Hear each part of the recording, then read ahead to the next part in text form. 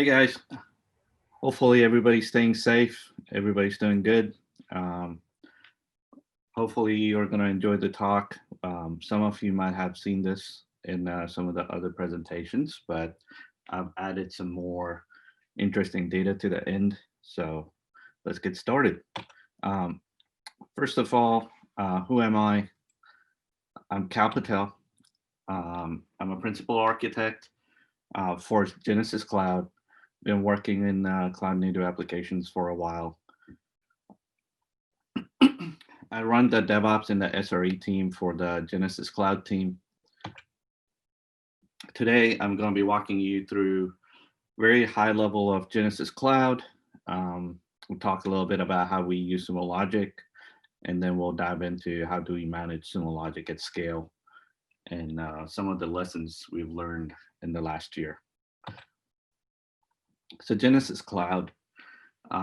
Genesys Cloud is really a contact center offering.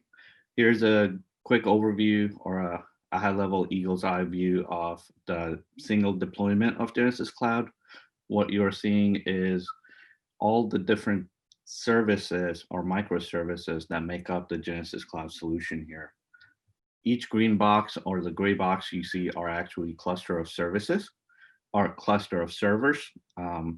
Each box represents a single microservice, and the lines you see connecting them is the communication path between those services.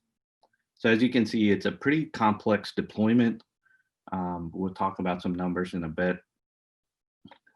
Actually, let's get to it. So everything we do is automated.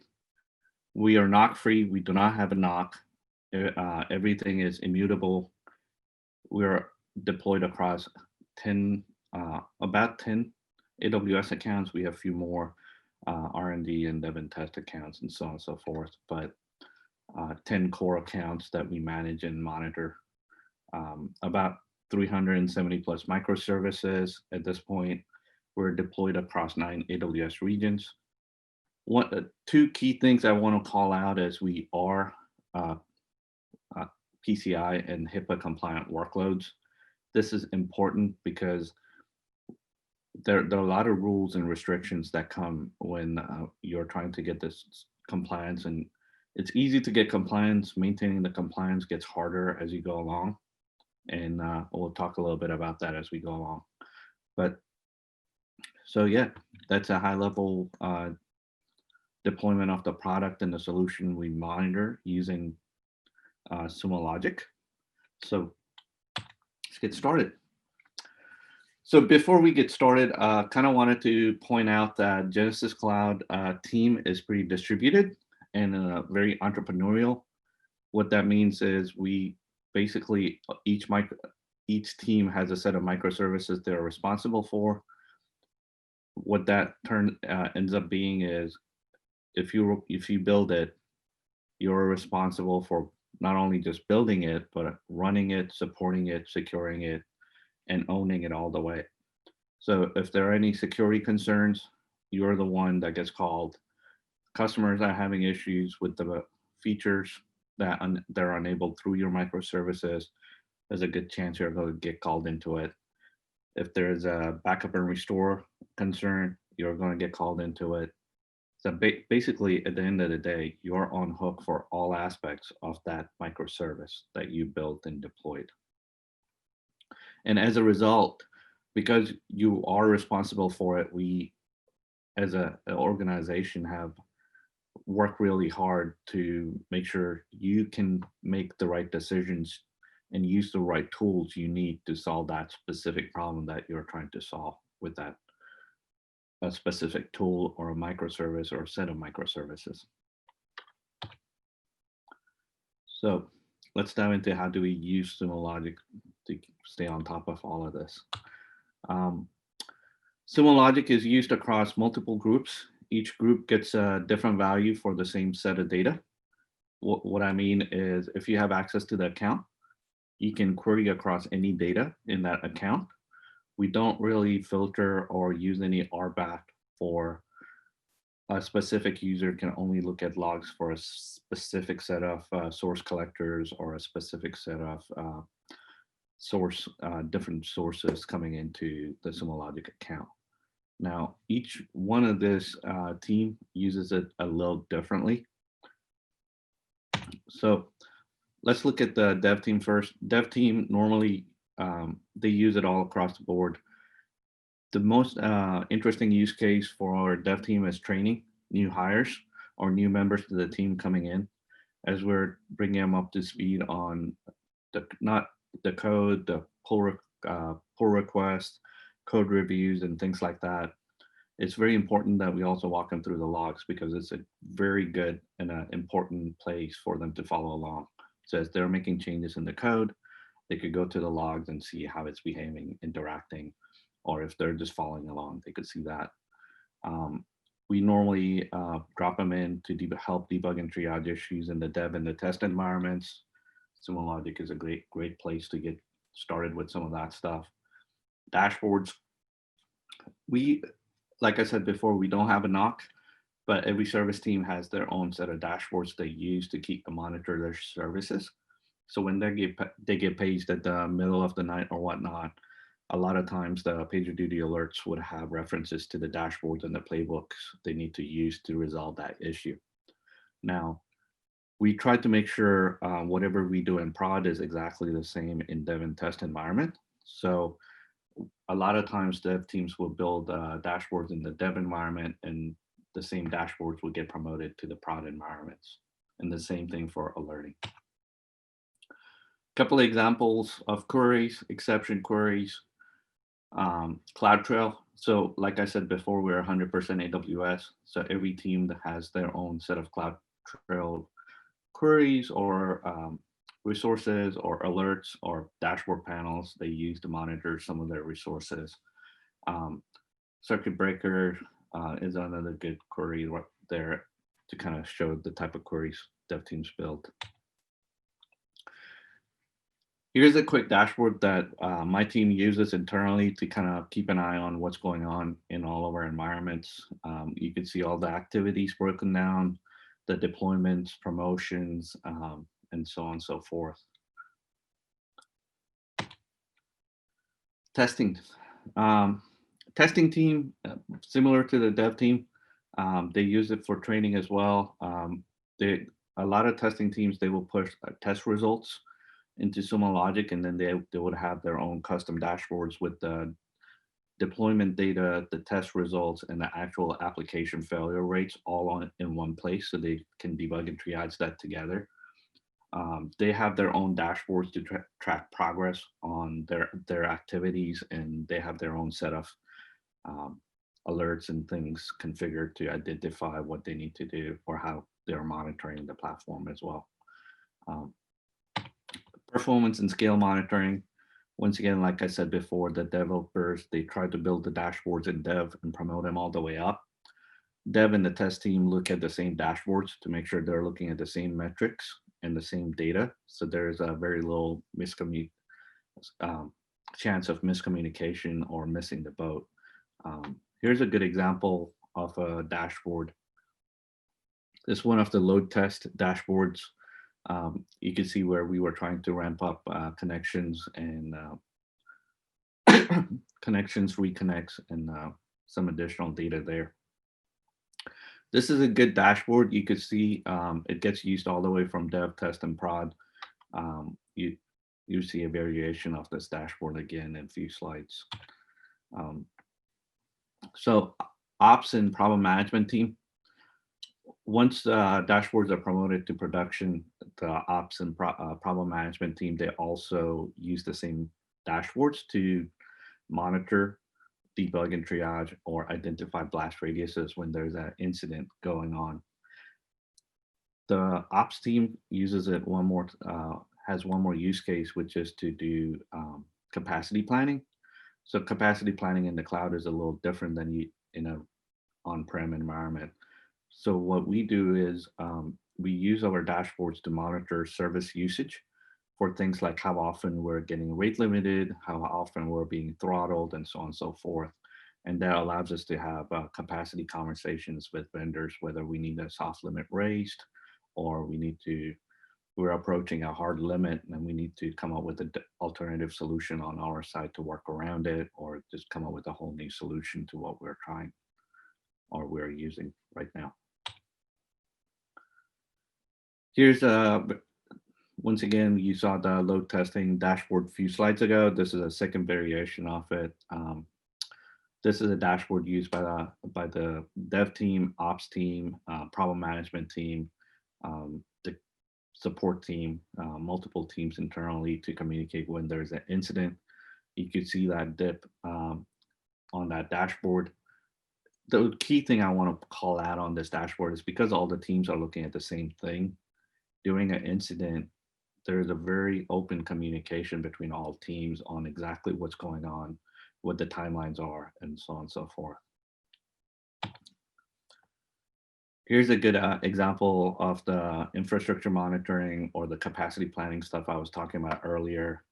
This is an AWS CloudTrail dashboard that we use internally to kind of keep an eye on what kind of errors we're running into in what account, what region type stuff.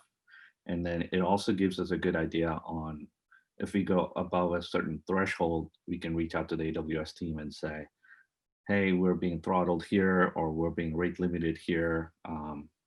What gives? Or do we need to change this up, or do we need to adjust how we're doing things in this environment? Now, we do blameless postmortems. We have a weekly outage review where we talk about all the incidents, all the things that went wrong, all the things that have failed. And we actually do a very thorough RCA reviews, and we actually talk about it. It's a call that is open to everybody to listen in. And one of the things we do there is, as part of the RCA reviews, is we would actually walk through Sumo logs, logs in Sumo sometimes, or we'll actually provide pointers to the logs or through a shared link or the shared code from Sumo Logic, so that other people can log in and follow along, or they can, after the call has ended, they want to learn more about it, they can go figure out what's going on. All right. So security team has their own use cases. As you can guess, they use it for monitoring compliance and triage. Some of the common use cases, they have a lot more than this, but some of the common ones that normally come up is, root logins, publicly exposed security groups, AWS logins, web activity, services going out of compliance, eventually facing, externally facing instances, and so on and so forth. We don't really have a patch management process, so we don't patch any of our boxes. What we do is we have a rule that says your service should be deployed at least once a month. And when you do a redeploy, it's always on a new AMI. So you pick up your patches and things along the way through the new AMI rather than patching stuff in place. So we have dashboards where we're actually tracking if a service or a group of services running haven't deployed lately, or we know what has been running for more than 30 days, and it kind of pops up on a dashboard. So this is a dashboard where you could see we're tracking, are there any services or instances running about 30 days? If you notice, this dashboard doesn't normally have data. So dashboards don't always have to have data in them. You can flip it around. So if you see anything on this dashboard, that means there's an action you have to take. So in this case, you see one thing popping up in the APNE panel, and that allows us to stay very focused and get straight to the point of, hey, we need to reach out to that team, and then, here's the playbook you need to follow from there, type of stuff. Support, once again, we talked about, it's very similar to the operations and the security use cases. The one thing we found is as we had more support engineers starting to use it, not everybody's as comfortable writing complex queries for Sumo. So this is where we actually use templatized queries or templatized parameters feature in the Sumo Logic. It has been a great help. This really allows the support engineers to plug in the values and get to the results, and or at least narrow down exactly what happened very quickly and get to the point. It really enables a very quick turnaround, and it has actually allowed us to collaborate much more regularly. So it's very often I'll get a question from one of the members in the support team, or one of the CSMs or TAMs reach out and say, hey, how would I build a query for this? Or can you help me optimize this query so it's very specific to this versus that type of conversation? It's been pretty awesome, actually. So switching gears, how do we actually manage Sumo Logic? So really high level, we have about 9 instances. We do about 275 terabytes of logs in 30 per month. These are very rough estimates. You know, in some cases it's much higher. In some it's a little lower, but it's the right round ballpark for the most part. The big number I want to kind of highlight here is the scheduled searches and collectors. That's really how we're doing alerts and monitoring at the moment. Collectors are important because we actually don't, here, I'll come back to that one in a few slides. So before we go too far, there are 3 things. Everything we do is infrastructure as code. All changes must be idempotent and trust but verify. I think the first 2 everybody talks about, so I won't go too much into it. Trust but verify is very important for us. And as I was talking about earlier, we do have PCI and HIPAA compliance. As a result, we are expected to have certain configurations in place. Now, there are times when, you know, because we have so many instances running, there are times where we will apply a config and then forget about it. And then 6, 7 months later, somebody would come and say, hey, are we forwarding our logs to this location?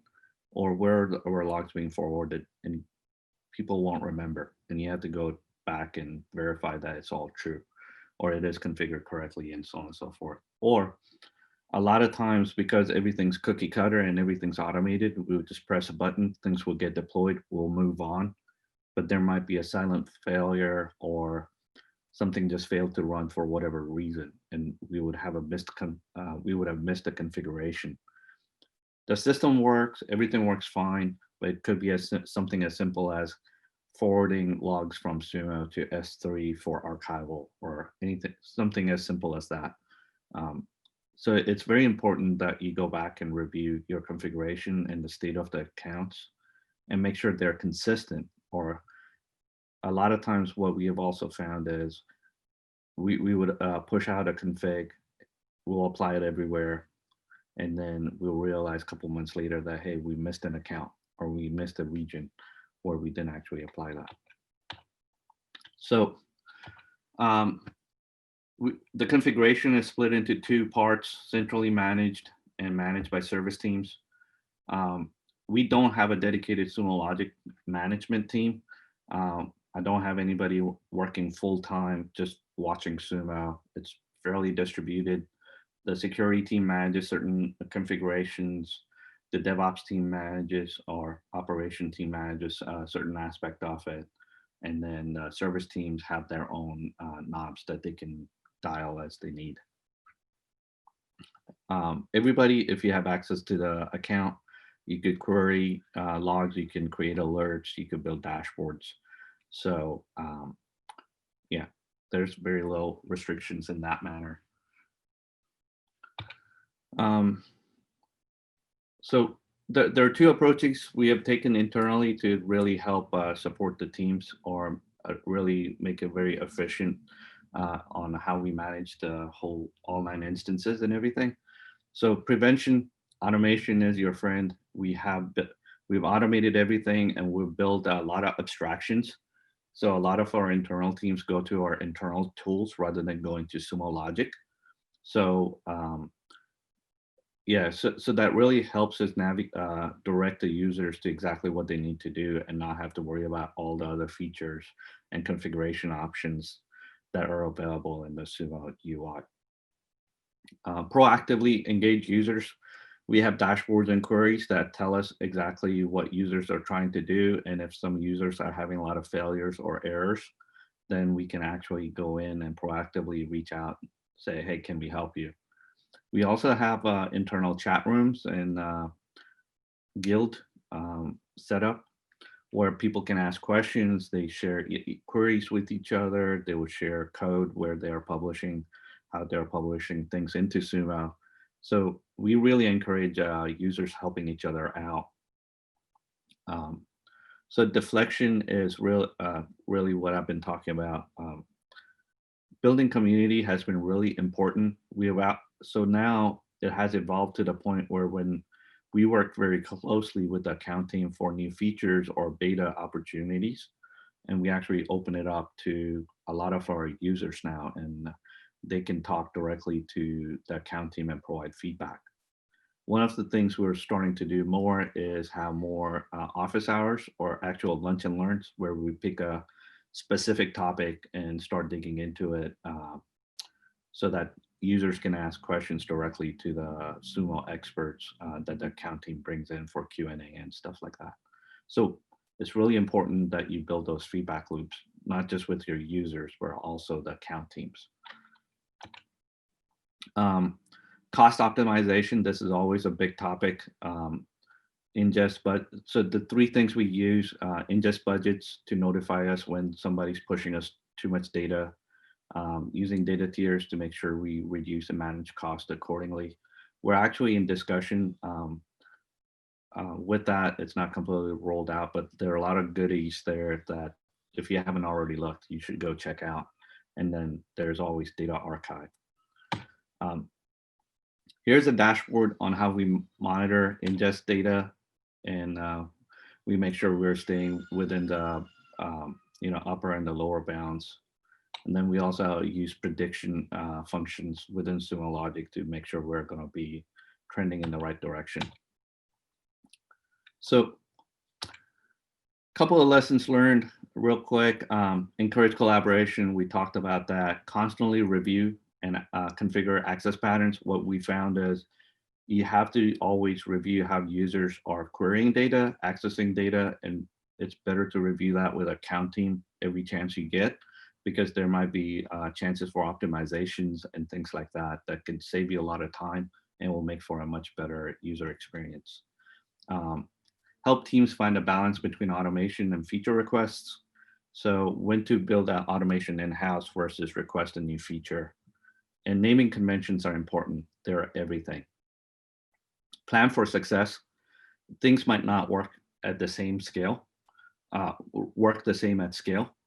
What I mean by that is, as you're getting started, sometimes something works because you only have 4 or 5 services using it. But when everybody starts using it, it might not scale, it might not work, it might not have the same performance. And above all, it might cost you a lot of money. So it's very important to step back and look at how the impact is going to be, not just from the feature, the experience, but also cost. So I have 2 checklists that we ask everybody on the team. If you're building automation, we normally ask you, are you using keys attached to your personal account or the automation user? Always use the automation user. It will help you avoid deactivation of keys or termination of keys when somebody leaves the team or leaves the company. Naming convention are very important. Like I said, if you're going to do cookie cutter, always have a naming convention. We actually make sure anytime we are doing automation, there's a naming convention. If not, we ask why. One of the big things we need, like I said earlier, we have 9 instances to manage and operate. So one of the big things we have is, or a problem or a question that always comes up is, do we need to keep this configuration in sync across 9 instances? If we're going to add a data forward rule, does it only need to go to one instance or one Sumo account, or does it need to go to all the Sumo accounts? And how are we going to make sure when we change one, all of them stay in sync, so on and so forth. Identify failure modes, make sure you know how automation and the team impact is going to be when you have identified failure modes. Review collaboration with teams, with your TAMs. If you have a TAM, please collaborate with them. You'll be amazed at how much you can learn, and it goes both ways. They'll learn from you, you learn from them. It's a constant conversation. By the way, Jeff is my TAM. He's fantastic. So thank you, Jeff. Checklist for data. When we're sending data back into the Sumo Logic, there are a lot of things you need to figure out. One, you need to figure out how you're going to access the data and how you're going to use the data. Second, you need to figure out if somebody said, hey, this data is costing us too much, stop sending it. How are you going to create report for who already has an alert on this data, who is using this data on some of the dashboards? If I just stop sending it, who am I going to break? Who's going to have issues with it? Are people going to come with torches and forks? You know, stuff like that. Figure out how you're going to plan for cost. If you go above the cost windows, what your ingest budgets are going to look like, things like that. Talk to your security team. Do you have any security or compliance requirements around this data? It's very important to make sure you figure that out before you start sending data into the accounts or even start configuring anything. I think that's it for me. I know it was a bit rushed towards the end, but I tried to go as fast as I can. Let me know if you have any questions or thoughts or feedback.